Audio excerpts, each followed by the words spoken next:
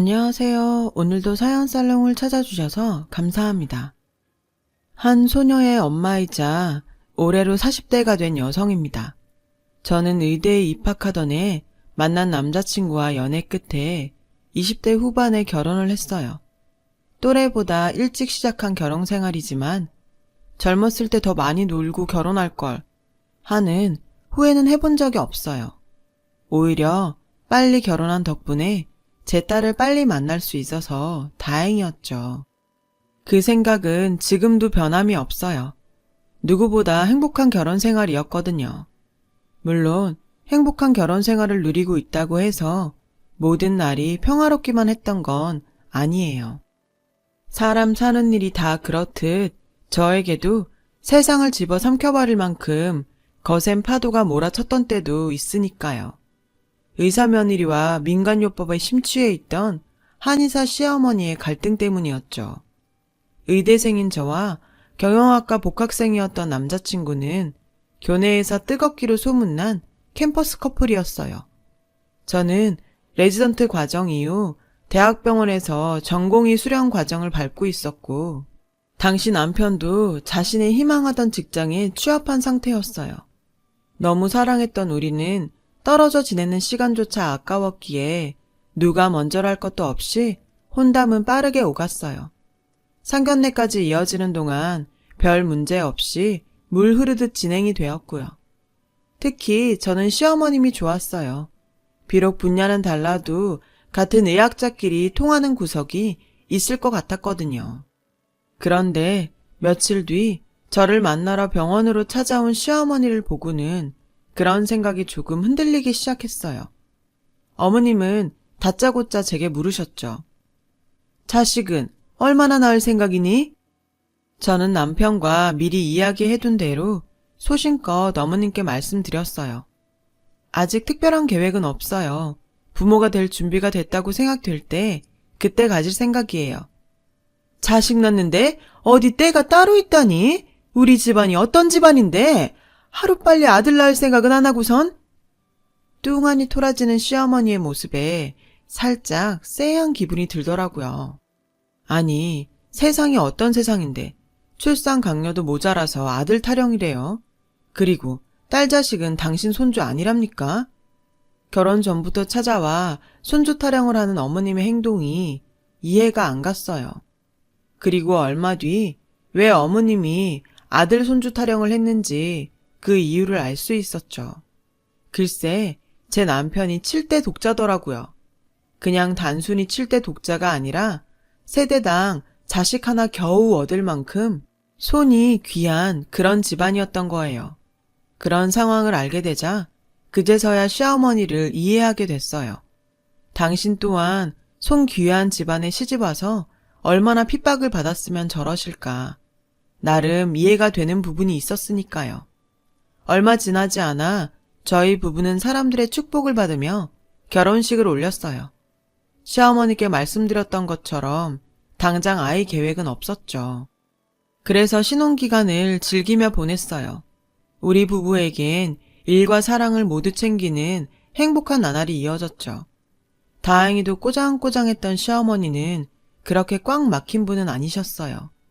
여느 시어머니들처럼 주기적으로 얼굴을 비출하거나 얼마에 한 번씩 안부 전화를 하라는 강요는 없었어요. 고된 시집살이를 하는 사람들에 비하면 제 결혼 생활은 아무것도 아니었죠. 그런 면에서는 내심 시어머니께 많이 고마웠어요. 저희 부부를 존중해 주셨고 명절 때나 한번 찾아오면 된다고 하셨으니까요. 그나마 명절 때도 서울까지 먼 길이니 밥만 먹고 바로 출발하라고 하셨고요. 그런데 이게 다 연기였더라고요. 그동안 보이셨던 시어머니의 모습들이 모두 연기였다는 걸 알았을 때 온 세상이 뒤죽박죽이 되어버리는 기분이었어요. 사건의 시작은 연락도 없이 서울로 올라오신 시어머니께서 저희 신혼집을 마치 기숙사 사감처럼 검사하면서 시작되었어요. 너는 참 눈치도 없다 얘. 내가 너 편하라고 그동안 발길 끊고 내버려뒀는 줄 아니? 니들 애 만드는데 방해될까봐 그런 거다. 시애미가 이렇게까지 신경을 써주면 너희도 뭔가 보여줘야 할 거 아니니? 아무튼 길게 말해봐야 입 아프고 딴 거 안 바란다. 떡두꺼비 같은 손주 하나만 안겨다오. 딸 자식은 있어봐야 소용이 없으니까 아들 손주로 부탁한다. 그랬습니다. 시어머님께서는 그동안 저희 부부 생활을 존중해 주셨던 게 아니라 시댁까지 오고 가는 시간까지 아껴서라도 아들 생산에 힘쏟으라는 무언의 압박을 넣었던 거였어요. 모두 떡두꺼비 같은 손주를 얻으려는 욕심에서 비롯된 거였죠. 그나마 다행스러웠던 건 제 남편이 시어머니가 아닌 제 편을 들어주었다는 것이었어요.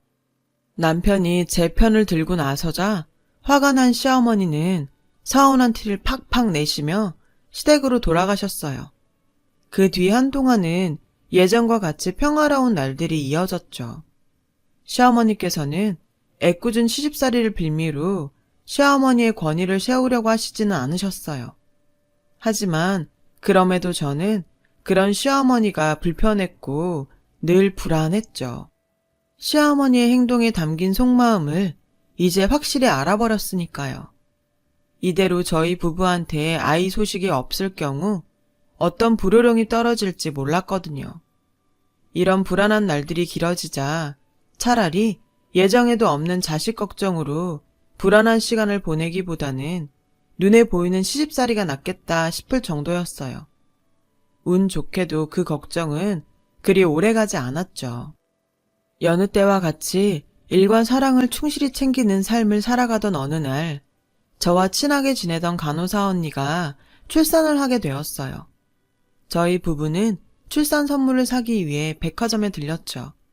그런데 그동안 관심도 없던 아기 옷이 그날따라 어찌나 예뻐 보이던지요. 조그마한 신발에 베네저고리까지. 그 앙증맞은 모습들에 순간 저는 눈시울이 붉어졌어요. 그리고 간호사 언니의 아이를 마주하자 저도 모르게 눈물을 흘리더라고요. 그런데 제 옆에 서 있던 남편도 글쎄 눈물을 훔치고 있지 뭐예요. 그날 저는 집으로 돌아오는 차 안에서 시어머니께 전화를 드렸어요. 어머니, 저 이제 아이 가지려고요. 그 순간 휴대폰 너머로 시어머니의 울음소리가 들렸어요. 어머님은 연신 고맙다는 말을 하시며 흐느끼고 계셨죠. 하지만 임신이라는 게 사람이 마음먹은 대로 다 되는 것이 아니더라고요. 아무리 애를 쓰고 노력을 해도 좀처럼 임신은 되지 않았어요. 저희 부부는 하루하루 지쳐만 갔어요. 아이 소식을 기다리시던 시어머니께서도 매일같이 지쳐가셨고요. 오죽하면 저에게 하소연을 하셨죠. 얘, 너희 어디 문제 있는 거 아니니? 그러지 말고 한번 내려오렴. 진맥 짚고 약이라도 지어주게. 걱정이 되셨는지 어머님은 직접 제 상태를 확인하셔야겠다고 하셨어요. 안 그래도 아범이랑 같이 병원에서 검사 한번 받아보려고 해요. 그러지 말고 시간 내서 내려와. 양의학은 믿을 게 못 된다. 우리 몸엔 한의학이 맞는 법이야. 저는 그날 시어머니의 말씀을 그저 저를 많이 챙겨주시는구나 정도로 받아들였어요. 그리고는 남편과 함께 제가 근무하는 병원에서 불임 검사를 받았죠. 다행히도 저에게는 문제가 없었어요. 다만 남편 쪽이 약간의 문제가 있었죠. 정자수가 다른 남자들에 비해 현저히 적은 데다가 활동성도 현저히 떨어진다고 하더라고요. 다행스럽게도 활동성만 떨어질 뿐이지 정자 자체에는 큰 문제 없이 건강하다는 소견이어서 저희 부부는 시험관 시술을 받기로 결정했어요. 문제를 알고 나니 걱정이 덜 하더라고요. 그렇게 저희 부부는 시험관 시술로 임신을 하기 위해 노력했어요. 먹고 자는 것을 포함해 삶의 모든 부분을 통제하며 생활했죠. 오직 사랑스러운 이세를 만나기 위해서요. 그렇게 노력한 결과 마침내 임신 소식을 접하게 되었어요.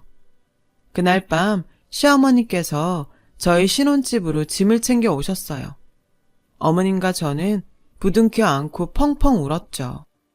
저는 날이 밝기 무섭게 병원에 가서 휴직계를 냈어요. 시어머니께서는 임신 초기인 저를 친딸처럼 따뜻하게 보살펴 주셨죠. 한의사 시어머니가 곁에 있으니 왠지 마음도 놓이고 든든했어요. 하지만 병원에서 유산조짐이 보인다는 진단을 받아든 순간부터 시어머니가 돌변하기 시작하시더군요. 병원을 나오는 내내 투덜거리셨어요. 책각 것들이 의사랍시고 거들먹거리는 이 지경이지? 이래서 양학은 믿을 수가 없다는 거야. 다 필요 없고 일단 나만 따라와라. 어머님은 저를 택시에 태우셨어요. 기사 양반, 잘하는 보신집 알면 거기로 갑시다. 시어머니의 손에 이끌려 도착한 곳은 허름한 식당이었어요. 오딱 오돌이 등을 파는 식당이었어요. 시어머니는 이런저런 효능을 제게 설명하시면서 용봉탕을 주문하셨어요. 용봉탕이라고는 이름만 들어봤지 한 번도 먹어본 적 없던 저는 서빙된 음식 앞에서 입을 쩍 벌리고 말았어요. 보글보글 끓는 냄비 안에 자라가 통으로 들어있더라고요. 자라와 눈을 마주친 것 같다는 기분도 살짝 들었어요. 저는 소름이 끼쳐서 고개를 돌렸죠. 국물 한 수저 남기지 말고 다 먹거라. 이게 다 약이다. 우리한테는 우리 전통 방식이 맞는 거야. 시어머니는 제 의중은 상관없이 자신의 뜻만 강요했어요. 다른 건 몰라도 간은 꼭 먹어야 해. 자라 간은 용왕께서 불로장생의 명리학으로 찾으셨던 거야. 어머님의 말에 저는 놀랐어요. 한의사도 의학자인데 의학자 입에서 도저히 나을 수 없는 비과학적인 말씀만 쏟아져 나왔으니까요. 무엇보다 용봉탕의 아들 낳는데 특효라는 말씀에는 의사이기 이전에 현대인으로서 동의할 수 없었어요. 저는 고민에 빠지고 말았죠. 저와 태아를 위하시는 어머니의 마음은 알겠지만 용봉탕은 너무도 낯설고 역겨운 식재료였으니까요. 고민 끝에 저는 거절했어요. 정말 다른 뜻은 없었어요. 익숙하지 않은 음식을 함부로 먹었다가 소화기관에 물이라도 주게 되면 가뜩이나 유산조짐이 있는 태아에게 나쁜 영향을 끼칠 수 있었거든요. 더욱이 당시 저는 산부인과 교수님께서 짜주신 식단표를 지키고 있었거든요. 하지만 시어머니는 그런 제 사정은 고려하지 않은 채 고집을 꺾지 않았어요. 그날 이후로도 택시를 타고 서울을 휘젓고 다니시며 온갖 몸보신 음식을 집으로 포장해 오셨죠. 염소탕, 토끼탕을 시작으로 온갖 생소한 식재료들로 만든 음식들이었어요. 그때마다 어머님과 저는 대립을 했고 그러는 사이 점점 더 태아를 위해서라도 시어머니한테 휘둘려서는 안 되겠다는 의지가 더욱 강해졌어요. 그래서 시어머니께 차근차근 제 소견을 설명드렸어요. 생소한 식재료가 나쁘다는 것이 아니다. 한의학적인 효능을 부정하는 것도 아니다. 다만 제 신체에서 예기치 못한 이상 반응이라도 나타나게 될 경우 태아에게도 나쁜 영향이 간다. 저는 어머님이 기분 상하시지 않게 조심스럽게 말씀드리고는 병원에서 짜준 식단을 꿋꿋하게 지켰어요. 그러던 어느 날 시어머니께서 직접 약재 시장에서 약재를 사오셨더라고요. 시어머니는 그 약재들을 손수 다려 저에게 건네셨어요.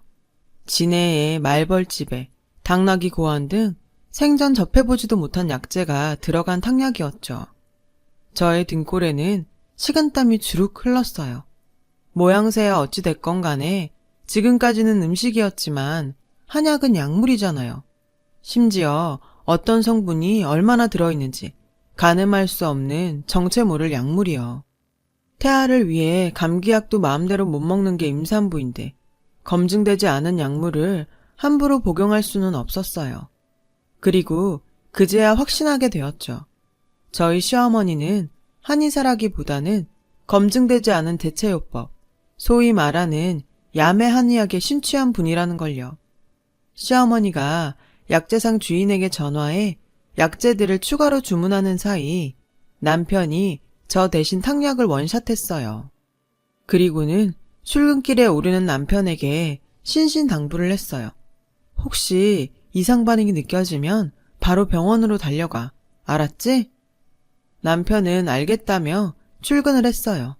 아니나 다를까 2시간도 지나지 않아 제가 근무했던 병원 응급의학과 선배가 전화를 했더라고요. 제 남편이 실려왔다고요. 시어머니를 모시고 병원으로 가보니 남편은 호흡기를 낀 채 링거를 맞고 있었어요. 딱 봐도 심한 아나필락시스 쇼크였어요. 흔히 말하는 알레르기 반응이요. 남편이 맞고 있는 주사제를 확인해 보니 남편의 병세는 쇼크가 확실했어요. 그 사실을 확인한 순간 아찔해졌어요. 만약 남편이 아닌 제가 탕약을 먹었다면 어쩔 뻔했나 싶었죠. 그 순간 야매한의학에 빠진 시어머니가 원망스러웠어요. 하지만 그 와중에도 시어머니는 양의사들을 지탄하며 약재상 주인에게 희한한 약재를 주문하고 계셨죠. 저는 그런 시어머니를 복도로 모셔와 제 생각을 말씀드렸어요. 저 사람 어머님이 지어주신 보약 먹고 저렇게 된 거예요. 제가 저걸 먹었더라면 어쩔 뻔했어요. 그걸 왜 아범이 먹었다니? 너 그렇게 안 봤는데 남편 잡아먹으려니로구나. 여자한테 맞는 약을 왜 사내놈한테 먹여? 네가 이 사단을 낸 거야. 의사로서 한 말씀만 드릴게요. 약에 남자 여자가 어딨나요? 남자한테 먹여서 해로운 약이면 여자한테도 똑같이 해로운 거죠. 임산부랑 태아한테는 특히 더요. 썩을년? 이거 하나만 알아두거라. 정 남편을 잡아먹고 싶거들랑 내 앞에 떡두꺼비 같은 손주놈 여럿은 안겨주고 잡아먹어야 할 거야. 그 말에 한숨이 절로 나왔어요. 그런 제 모습에 시어머니는 고함과 욕설을 쏟아내셨고 안에서 그 소리를 들은 남편은 링거까지 뽑아가며 급하게 달려와 시어머니를 돌려보냈어요. 저는 화장실에 숨어 울음을 터뜨렸고요. 그날의 사건은 그렇게 마무리되었어요. 하지만 끝난 게 아니었죠. 며칠 뒤 시어머니는 약재상 주인을 대동해 저희 집을 찾아오셨어요. 약재상 주인이 가져온 것은 맙소사, 살아있는 살모사였어요. 독사 중에 제일 독한 독사요. 어찌나 당황스럽던지 저와 남편은 얼어붙은 채로 아무 말도 못했어요. 저희 부부가 얼어붙어 있는 사이 낯선 약재상 주인은 까치살모사의 이빨에서 독을 받아내기 시작했고 그 모습을 의기양양하게 지켜보시던 시어머니는 보라한 듯이 거들먹거리며 제게 말씀하셨어요. 탕약이 못 믿어온 눈치길래 준비했다. 산부 건강이라 아들 낳는데 직효야. 한 방울도 남김없이 쭉 들이키거라. 혹시 오해하실 분들이 계실까봐 한마디 덧붙이는데요. 까치살모사의 독은 신경독으로 사람을 죽음에 이르게 하는 맹독이에요. 신경마비로 인한 호흡곤란과 질식, 심장마비 등을 초래하죠. 다만 단백질로 구성된 독인 덕분에 사람의 위장에서 분해가 되지만 위장에 티끌만한 상처라도 있을 경우 그대로 중독이 돼요. 산모 건강과 아들 낳는데 전혀 도움이 되지 않을 뿐더러 사망에 이를 수 있고요. 저는 남편을 밖으로 데리고 나왔어요. 이 상황을 내가 어떻게 받아들여야 돼? 남편은 고개를 떨군 채 한숨을 쉬었죠. 내가 잘 설득해볼게. 일단 남편을 믿고 집으로 들어갔어요. 남편은 어머님을 설득하려 노력했어요. 제가 의학적 근거를 제시하기도 했고요. 하지만 시어머니는 뜻을 굽히지 않았죠. 맨날 하든 똑같은 궤변만 늘어놓을 뿐이었어요. 이 땅에서 나고 자란 사람한테는 우리 것이 맞는 법이야. 누가 뭐래도 산모 건강과 아들 낳는 데는 살모사독이 즉효다. 나도 이거 먹고 네 신랑 낳았어. 며느리와 태아의 생명을 위험에 빠뜨리는 것도 모자라 이 상황에도 손주 타령을 하다니. 더는 보고 있을 수가 없었어요. 그래서 극단적 선택을 하게 되었죠. 어머니, 마지막으로 경고할게요. 지금 하는 이 행동 당장 멈추세요. 안 그러면 경찰 부를 겁니다. 제 말에 시어머니는 길길이 뛰며 해볼 테면 해보라고 뻗대셨어요. 결국 남편은 경찰에 신고를 했어요. 불법 의료 행위와 까치살모사의 무단포획 혐의로요. 잠시 뒤 경찰이 찾아왔고 시어머니와 약재상 주인은 연행되었어요. 경찰 손에 끌려가던 시어머니는 믿었던 아들한테 배신을 당했다는 충격에 정신이 반쯤 나간 사람처럼 발악을 하며 제게 저주를 퍼부어댔어요. 뱃속에 있는 제 아이에게도요. 참다 못한 저는 그런 시어머니를 향해 평생 원망하고 사셔도 어쩔 수 없어요. 어머님한테 어머님 아들이 중요한 만큼 저에겐 제 아이도 소중해요. 물론 제 남편도요. 어머님의 잘못된 맹신이 어머님 아들은 물론 손주까지 죽일 수 있다는 걸 왜 모르세요. 오늘 이 순간을 절대 잊지 마세요. 내 가족을 건들지 마시라고요. 시어머님이 경찰서 내 연행된 이후의 소식은 잘 알지 못해요. 그날 이후 저희 부부는 시어머니와 의절을 한 채 살고 있었거든요. 다만 간략적인 소식은 전해 들었어요. 그날 일로 어머님은 형사처벌을 받았고 어머님이 운영하던 한의원은 문을 닫았다고 하더군요.